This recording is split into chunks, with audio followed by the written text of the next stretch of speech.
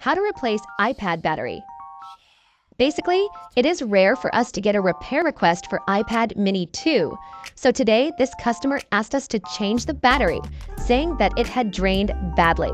So in this video, we will show the process step by step until the end by our technician.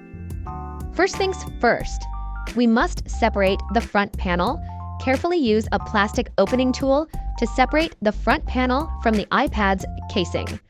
Next, once the front panel is loose, carefully lift it, but don't fully detach it. Locate the battery connector underneath. Use the spudger tool to gently disconnect the battery by lifting the connector straight up. Now that the battery is disconnected, carefully lift the front panel and remove it completely.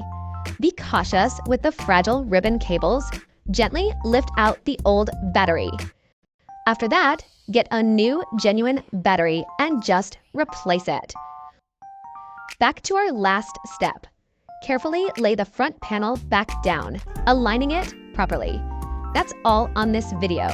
Don't forget to follow us to get more information about genuine part for Apple devices and tips for repairing your Apple device.